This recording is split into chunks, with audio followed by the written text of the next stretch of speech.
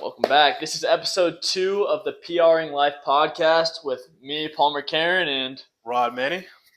And today we're going to be talking on one of our bigger topics of social media and influencers and kind of how this is affecting the world today. Yeah, I think it's huge, man, because you can't go anywhere. Like Walmart has a social media, like everything you know has a social media platform, and they're all pushing a different kind of message. So Yeah, and that's one of the things I think we're going to really dive into in this episode is making the difference between being the consumer and being the producer on social media.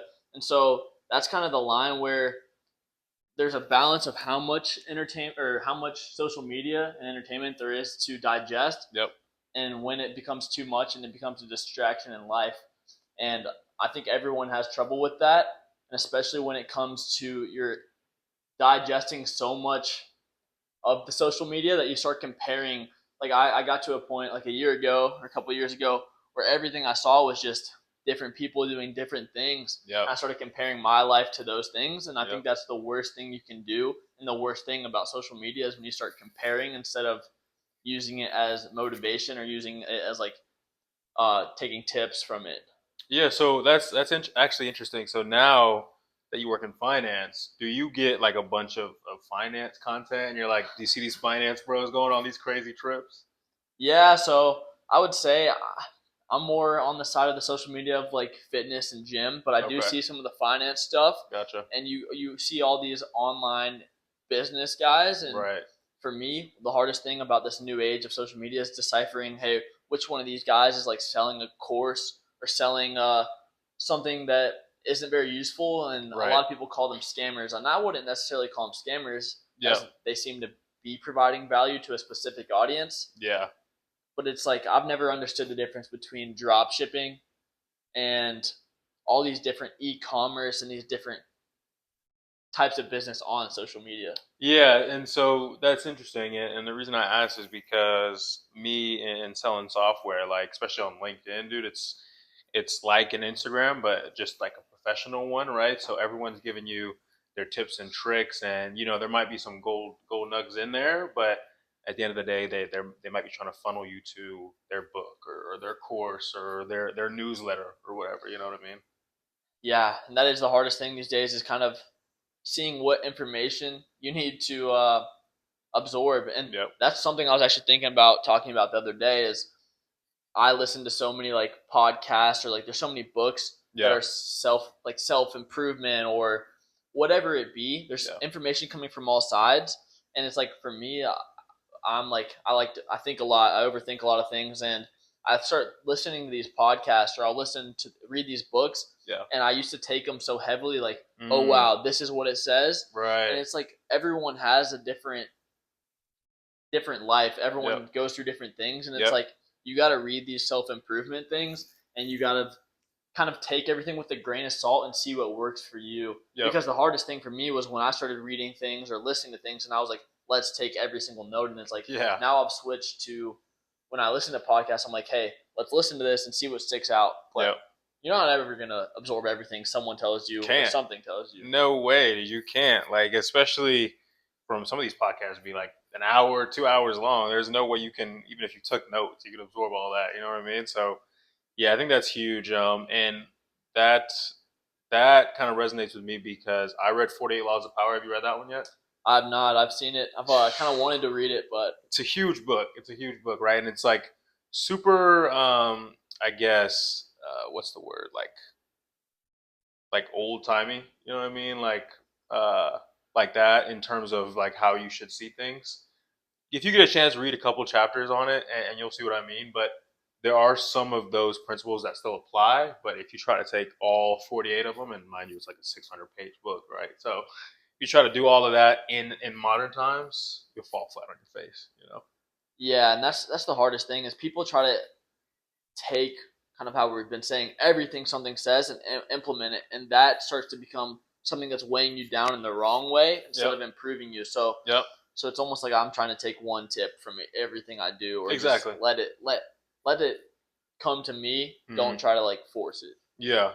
So on that note, who are some influencers that you do actually vibe with and take some good stuff from? Yeah, I guess kind of getting me into influencer things. I've always, for like the last few years, I've watched Jesse James West on the He's solid. Yeah, he's fitness solid. influencer. Yeah, yeah. Really good vibes, motivating. His thing is be relentless. Yeah. So I just think he like really personifies like a good motto. Yeah. And super like genuine content, good guy, and honestly, he's a natural lifter. So inspiration for all the people out there who are still natty. Not taking steroids. Yeah, not taking steroids, which honestly, I don't think you should ever take steroids personally unless you are like trying to compete professionally at bodybuilding. Right. Too many statistics showing that it will shorten your life and it will cause so many different side effects that being a little bit bigger to like look a certain way or try to look like a certain influencer is tough. And then someone I've been watching recently is Nick Nayercina. Have you heard of him? Is that the guy? Is that the one that was dating Sky Bree? Yeah. Yeah, so but his content's really good. It's a kind of different content. It's more just like entertainment, but he kind of shows the drive of week in, week out of this content, this YouTube content. So for me, it's been kind of an inspiration to see his content, see what they're doing on a weekly basis, and then see how he went from in the last year, went from no following. He used to be like an editor for Nelk. Then to this year where he's got almost 1 million subscribers. His motto is like road to 1 million. So like that's huge. He's doing big things, and that's been a big influence. What about you? Who are some people you've kind of watched over the years? Yeah, dude. So I watch a couple different ones. I'm a big hoops guy, so I like now that a lot of the media is going into the players' hands. You know what I mean? And they're taking back control of their narrative. So I like Paul George's podcast. Being from Georgia, big Hawks fan, so I like Trae Young's podcast. There's also another guy that I like. He's called How to Beast. You ever heard of him? I feel like I've heard it, but I've never watched it. So he's big on self-development, and I don't know if you noticed, but a lot of those like big influencers, like they're all about like having multiple women and all this good stuff. But this guy's married, and like he kind of shows his like day to day on like you can still be this high value guy or whatever, and have a wife and do things the right way. So those are some influencers that I take a lot of value from and a lot of direction. So just solid stuff like that.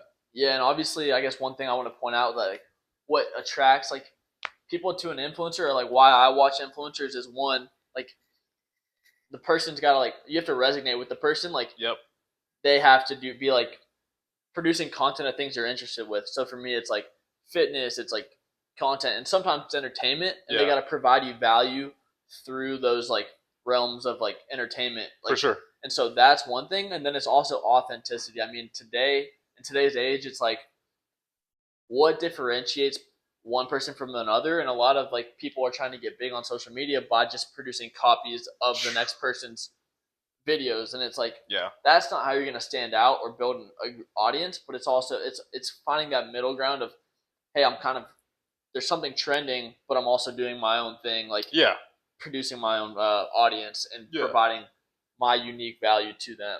Yeah, and I think that's why we started this, because on one of the runs, like we were like, dude, like there's a bunch of lifestyle fitness podcasts, stuff like that, but I think not a lot for our age group. You know what I mean?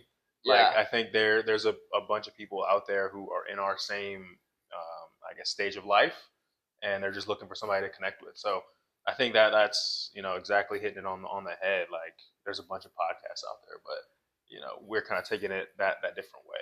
Yeah, and a lot of these podcasts, I guess, they have these people who are living that influencer life or whatever, and we're kind of like in a space where we're on this journey of like growing this podcast, of creating this content, and we're just everyday people with like jobs.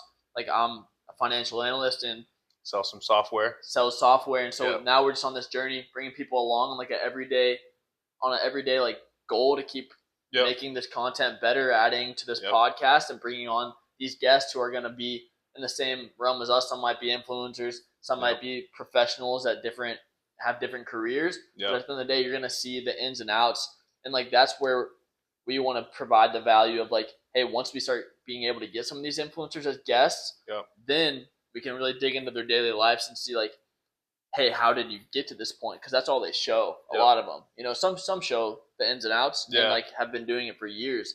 And I'm trying to think of some other influencers that I watch, but so many, dude. I mean, it's literally like we were saying, like it's nonstop. Like you could pull up your phone right now. There's probably like 10, 15. You're like, if I were this guy. Yeah, and like one of the things I guess I want to get your idea on is what do you kind of think of social media, technology, and kind of its impact on the next generation? Yeah, dude, I think that's where we might see some repercussions just because we grew up with it. You know what I mean? So we know. We grew up with it, but kind of like starting in middle school, right? Yeah, So yeah. So like I think we kind of know the dangers of it, and we kind of I think we're all self aware of like, hey, too much of this can make me a I don't even know, weirdo, psycho. You know what I mean? And you yeah, can kind of adopt those things that you see on social media, not even knowing it. I think we're aware of that. I think the younger generation is not. yeah, we can still find that balance between like, hey, I'm getting entertainment, or hey, this my life is turning into my head's in the screen. I'm like, Exactly. yeah, I'm getting stuck in this rut, Yep. which I would agree with that. And I think the biggest concern I have for future generations going forward is like Yeah. I got my first phone when I was in fifth grade, which whether that's too early, too late, whatever. Yeah. It was when I graduated fifth grade. Yeah. And but you see a lot of these people, they'll go to dinners with their kids, they'll go to whatever, and they'll just throw up an iPad on a stand. And I think that might be the worst thing you could ever do is Yeah. give, because right from a young age you're saying, hey, you have to be doing something at all time, and you're not Yep. letting your kid be bored. And I've even found myself recently, like if I have my phone, Yeah. I'll pull it out and I'll just start scrolling. Yeah. And it's like, and I like I'll recognize it because I'm getting to the point where I try to filter out my phone, but Yeah. a lot of stuff you do is on your phone. Like you can communicate with people you need to, like posting content, different things like that. Yep. But I'll pull it out and I'll be like, hey, that's not good. And so like Yep. I'll set a certain time when I want to like read or I want to do something different where I'll just throw my phone in a different room. That way Yep. I'm not pulling it out, because sometimes you'll just pull it out to pull it out just to get some stimulation. Yep. And then dude, you see the one notification from the app you weren't even trying to go to, and then now you're in the death scroll, you know. Yeah, so I mean that's pretty crazy. And I would guess, what platforms would you say you use the most these days? What consumes your time? I guess Yeah. that Dude, I can get lost in some NBA Twitter for sure, dude. It's all the takes on there are crazy, but that's really it, honestly. Like obviously Instagram, like it's cool to check in on people and see how they're living or whatever, but really for me the worst one is Twitter, like especially after like a big game. Like after the Olympics, man, I was looking at all the Curry for president stuff. Yeah. yeah, and it's like there is that, and I guess we gotta now, since we've talked about kind of the downsides to the Yeah. social media, it's like we gotta hit on like the advantages of this age we live in and how we can utilize this for our benefit. So Yeah. it's like, I guess, what are some things you've noticed that like past generations couldn't do that are Yeah. super useful for us these days? Yeah, man. I think just the access to everyone. You know what I mean? Like if you like I was reading in this Tony Robbins book I'm reading, like this kid What's it called? Do you know the title? I think it's called Money Master the Game. I think it's that one. Okay. Have you read that one? Okay. No, I haven't. It's another fat one Okay. for sure. I like the fat books, I guess. But no, so he was talking about how this kid, I think he was like 13, 14, right? Built a prosthetic arm and saved like a whole bunch of families a whole bunch of money, right? Because they were going to all these doctors and they didn't know what was going on, and Yeah. how to give their child a limb, right? Access to do stuff that we take for granted. So, Yeah. and this kid was able to, build a business off of that, but also help people just by spreading his message on the internet. So I think just stuff like that, having the access to provide value, whether that be a physical product or a service, whatever, I think that has been super, super helpful. And like we were talking about earlier, off screen, just being able to stay in touch with your boys. You know what I mean? You know? Yeah, it is crazy because like you think about, we just both graduated from college. Yep. We're moving away from some of our buddies at school, and it's like, for me the biggest thing is you move to a new place, you don't know anyone. We're lucky enough to, like, as we kind of addressed in the last episode, Yeah. meet people, like a ton of people through this run club. I mean, we meet people through work, whatever, or you're more virtual, so you Yeah. not as much, but Right. in person, I get to meet people at work, talk to people at work, and so that's nice. But it's like, I have best friends back home who, if we didn't have the access to the social media, or we didn't have Exactly. access to this, like just the message app or whatever, you wouldn't check in with these people that now I can keep this relationship as strong as it was when I was at school. Yeah, even though I man. might only see someone once a year. Yeah, dude, because everybody's got lives, man. Especially now, like everybody's going in every which way direction. So it's nice to be able to just pick up the phone and give somebody a ring and just see what they're up to. Pick up the phone. Yeah, it's good.